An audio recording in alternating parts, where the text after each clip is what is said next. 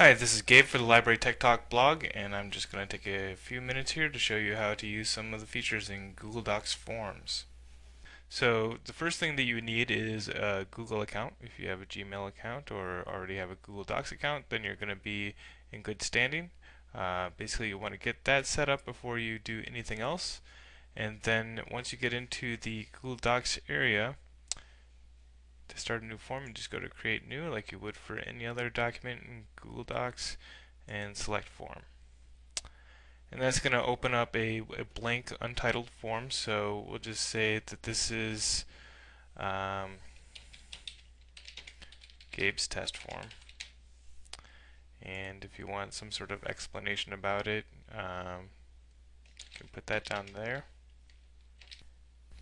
There are a couple different types of Google Docs forms that you can choose from, and when you start a new form, it comes preloaded with a couple of sample questions that you'll just want to delete out. It could be these text questions, but you can just choose with the drop down here and change it to any one of these other questions. At this point, these are the only questions that you are limited to that you can actually choose to have. So if you wanted multiple choice, we could add another. We have a few other options there. We can make it a required question, and when we click done, and that one's set to go. If we want to edit the next question down, it's just defaulting to sample question again, but we want to go to the pencil mark to edit it. We can and choose the type of answer we want. We decide we don't want that to be a required question, click done, then we get this is what it's going to look like when they actually are using the form here. And then at this point, if you want to add items, you just go up to the drop down here, you choose the type of question you want. So I want a grid question. I can fill that out in there. I want check boxes for a couple different types of things. So there's a couple different ones you can go with. Paragraph text and the text one are pretty similar, but paragraph text gives you a larger box.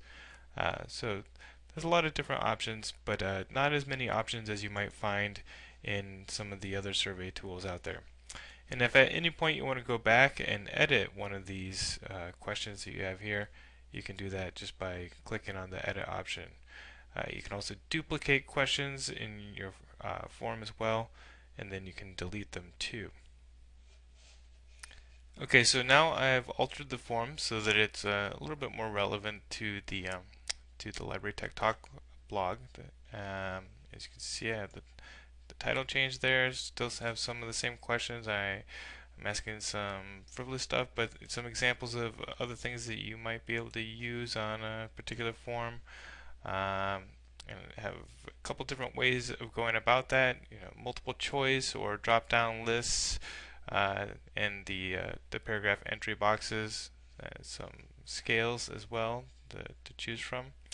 And now, if I wanted to change the overall look of this form, I can go up to the themes area, click on that, and there's a number of different ones to choose from. Unfortunately, as far as I know, not able to create your own theme, but I have a few that I tend to like to use.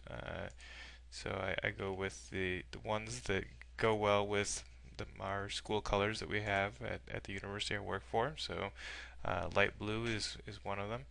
And so that tends to match our websites. And this just goes and shows an example of what it might look like. I apply it, and then when I go to the published version of the survey, click on the link on the bottom there, it shows me what it's going to look like. Now, one of the things that I like to do is to actually embed these forms in another place so that it can be within the same website where students might already be going. So this could be used for patrons in a lot of different contexts. So if you want to embed the form on another site, go under More Actions, click on Embed, and you get the embed code there. So in our library we use libguides, and so if I create a new box,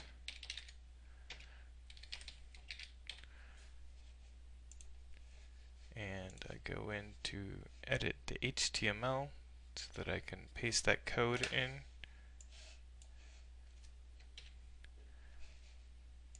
update it, save and close. So it's going to pull that information out from the form on the other site, and it's going to put it into my actual libguide. And from here, I would want to alter a little bit the HTML to possibly be a little bit more friendly to the box here. So I might want to go in and change in the box the iframes so that the width is not bleeding over as far as it is right now. So drop a couple pixels off there, save that and close, and it might take a little bit of tweaking, but eventually you can get something that's going to fit well in most places. So after going through a little bit of tweaking, I've got my form so that it's ready to go, and it works on a website that I might be using. And there is a confirmation. You're able to change this confirmation as well. So if you went under more actions and edit confirmation, you can change it to something that fits what you want to say.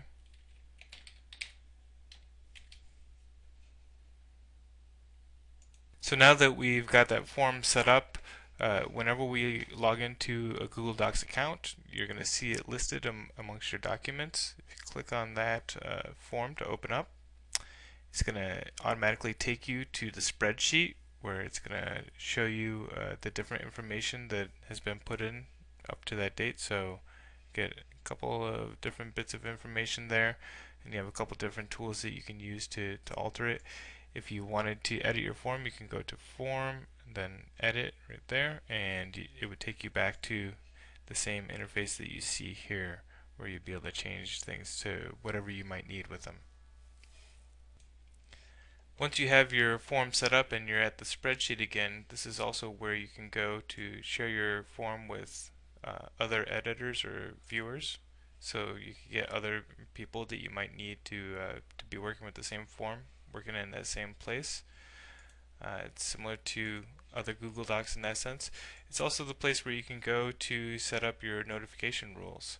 So if you needed to get set up so that you would be emailed whenever the form was filled out, you can make those settings here as well. Okay, and that's pretty much Google Forms in a nutshell.